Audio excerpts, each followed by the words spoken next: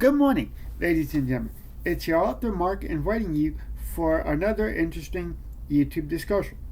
Today's discussion, we will call it The Fall of the American Empire. Now, I have written a book in the year 2021 under the same title called The Fall of the American Empire. But what amazes me in my book is how accurate my research was on this particular topic, because everything that I have written about in that particular book, it all came through. Everything that I have predicted in that particular book, it actually came through. Now, when we talk about the fall of the American Empire, we have to get to what actually caused the American Empire to fall. There are several reasons, and yes, the 9/11 incident that happened on September 11th is what caused partially caused the start of the fall of the American Empire. But the second thing that caused the fall of the American Empire is the 2007-2008 financial crisis. Because let's be honest, ladies and gentlemen, look, everyone who went to college can read empirical data. And to be honest with you, I have taken statistics in college. Of course, I got a C on it, but I can still read empirical data. And what I can tell you right now is that the unemployment, labor statistics have been basically skewed, and basically they have been fudged. I'm going to say that they have been. I'm not saying that they're inaccurate, but they are not balancing themselves. Let's put it this way. The other thing is the other thing is that is causing the fall of the American Empire is our education system. And I've been critical of this, of our education system here in America, and I've written also another book about it. It's called Progressive Credentialism versus Ageism. It's still available on Amazon for sale. Both of those books are available: The Fall of the American Empire and the Progressive Credentialism versus Ageism. I wrote very extensively about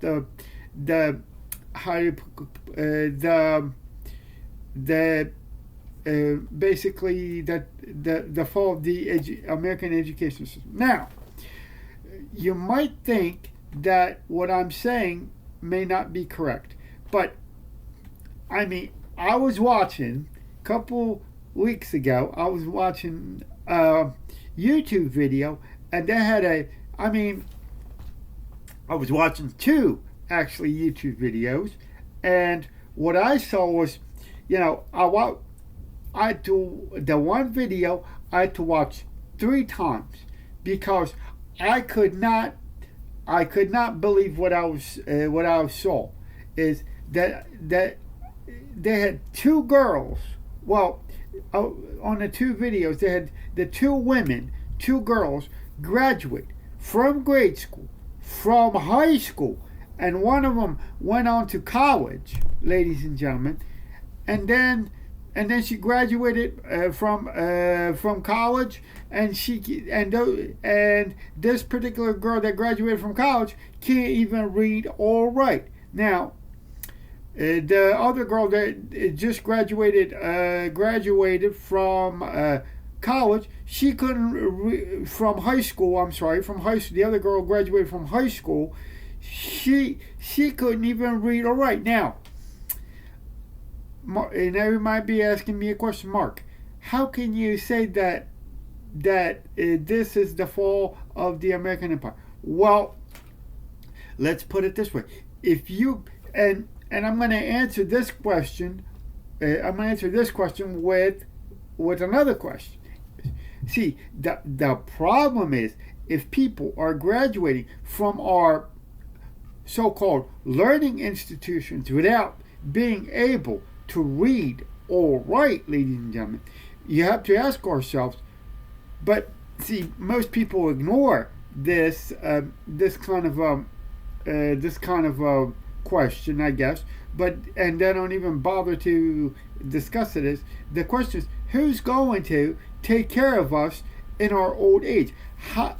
Because now I'm not just talking about the people that graduate from high school without being able to read or write, but I'm talking about is the people that graduate from college and they're not able to read or write. Now, some of these people may get into high level positions, like for example Congress and all that.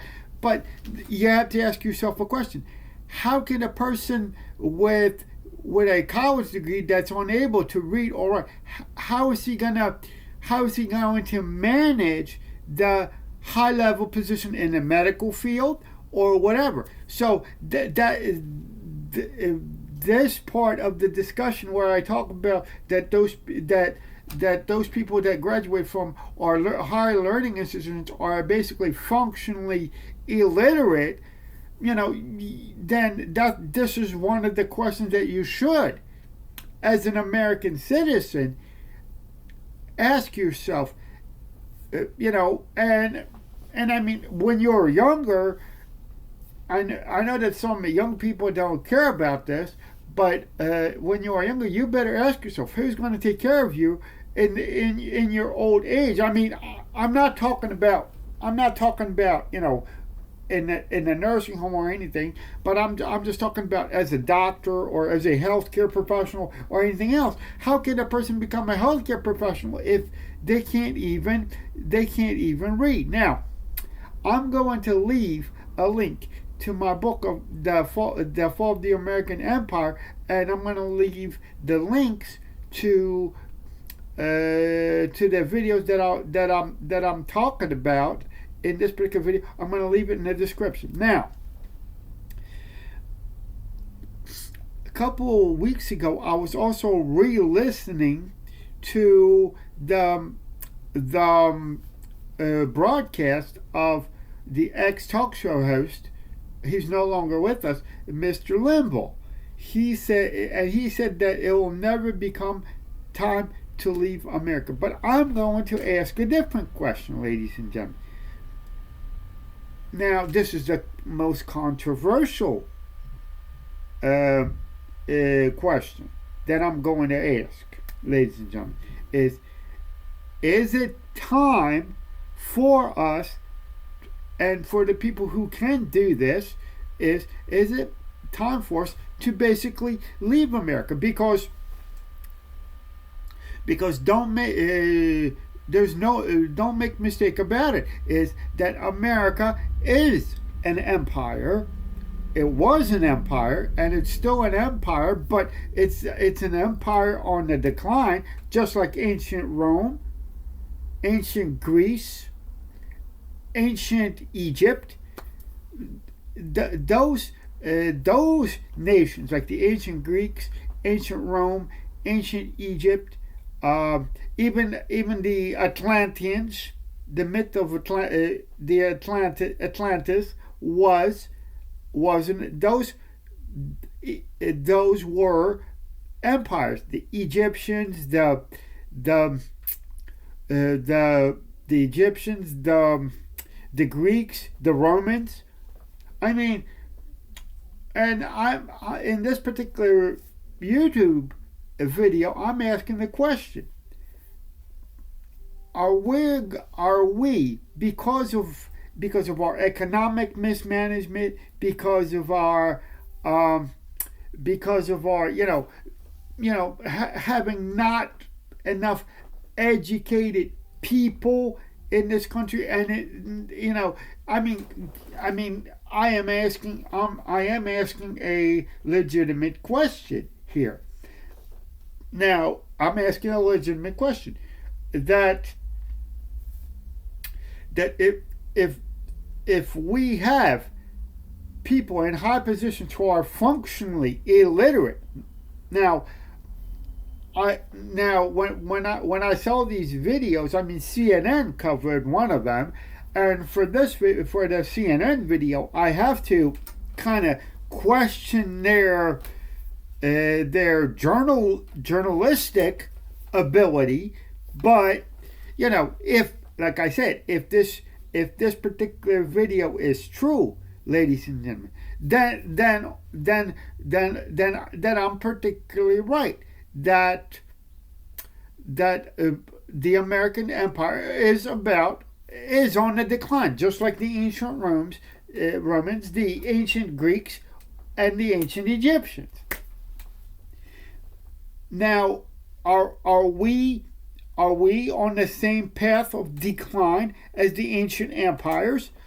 I'm personally at this point, and I do have my friends who basically basically disagree with me to a point, and they have a right to agree. But I always tell them, that we may disagree, but on this, but let's be friends, and we have discussions from time to time on these issues, and some people say that we're not an empire and all that stuff, but that some of my friends say that we're not an empire, we're not ancient Rome, and all that stuff. But let's put it this way. I would say yes, America is an empire that's on the road to decline, because the thing is, if we have illiterate people, we have, our economy's not so great. I mean, because like I said, the data from the Labor Department, the labor statistics is basically not correct about the unemployment rate and all that. Though those statistics can be manipulated. So I mean, the thing is, what we have to realize is, yes, that America as an empire is on its way out, and don't make a mistake about it, that America is an empire, but this particular empire is on the decline, but the other question that I have to ask, and I'm going to end it with this, is how come countries like Egypt, United Arab Emirates, Mexico, you name it, those countries like UAE, Mexico, Egypt, for example, how come those countries, and mind you, those particular countries have the most strict immigration laws out there.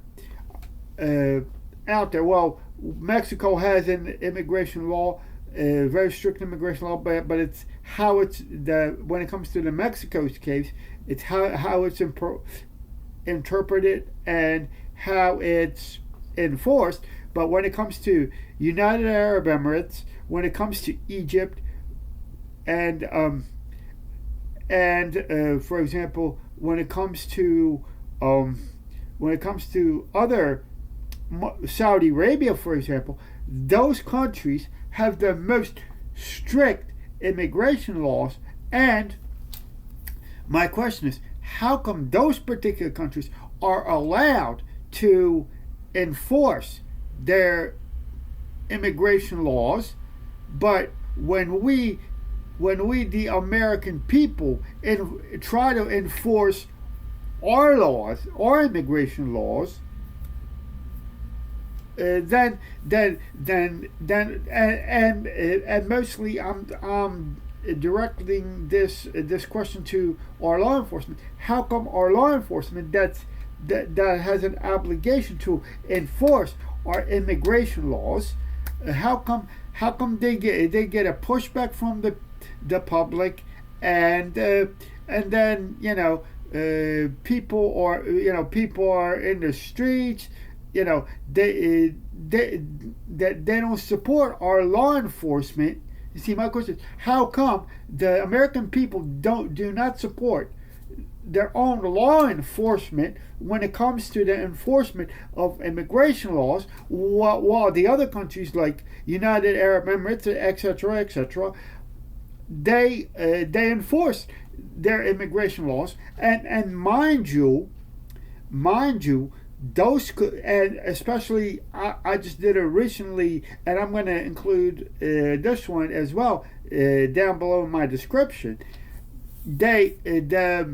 The new immigration law for example, in Dubai has a part in there where it says that the country of Dubai and the United Arab Emirates retains the right to actually revoke your citizenship if you act up or you have a criminal record. But if we try to do something like this, we get vilified. We get all this stuff. So yes, this particular immigration issue will be part of the collapse of the American empire, like I have mentioned in my book. So if you guys like this particular video, please don't hesitate to subscribe, give me thumbs up, leave a comment. You can also follow me on my Facebook page. You can follow me on Twitter and Instagram. So I'm going to say goodbye for now, and I will see you in my next one.